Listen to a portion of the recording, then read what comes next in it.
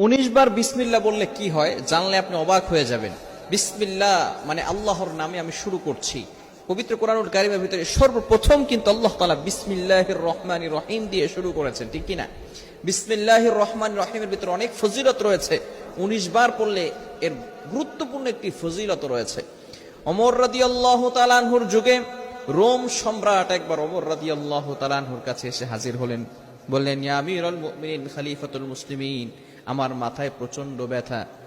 ওমর রাদিয়াল্লাহু তাআলা আনহু এমন একটা টুপি সেই রোম সম্রাটকে দান করলেন।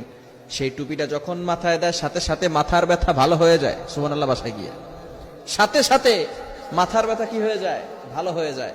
আবার যখন সেই মাথার টুপিটা খুলে ফেলে আবার তার মাথা ব্যথা হালকা হালকা শুরু হয়।